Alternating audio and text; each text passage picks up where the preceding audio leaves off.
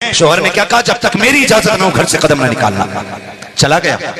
ایک دن اچانک دروازہ بچا، اندر سے آواز آئی، کون؟ کہا تیرا بھائی ہے۔ کہا کیوں آیا؟ کہ ابا کی طبیعت خراب ہے، تجھے بلانے آیا ہوں۔ اس نے کہا مجبور ہوں، شوہر نے اجازت نہیں دی ہے، شوہر نے اجازت نہیں دی ہے، اس لیے میں گھر سے باہر قدم نہیں نکال سکتی۔ بھائی چلا گیا۔ باپ نے بیٹے کو آتے دیکھا، پوچھا کہاں تھا شہزادے؟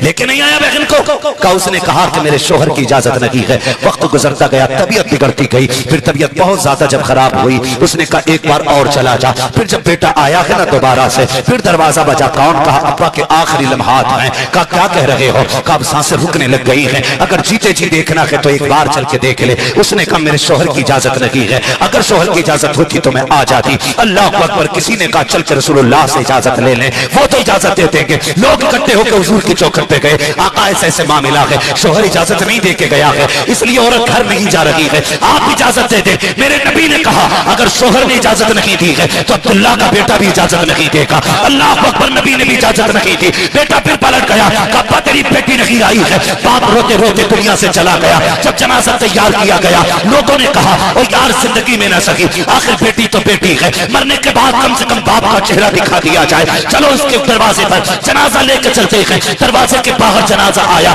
یہ تھی شریعت کی پابند بیٹی۔ جب دروازے کے باہر جنازہ رکھا، شوہر نے کیا کہا؟ جب تک میری اجازت نہ ہو گھر سے قدم نہ نکالنا۔ چلا گیا۔ ایک دن اچانک دروازہ بچا، اندر سے آواز آئی، کون؟ کہا تیرا بھائی ہے۔ کہا کیوں آیا؟ کہ ابا کی طبیعت خراب ہے، تجھے بلانے آیا ہوں۔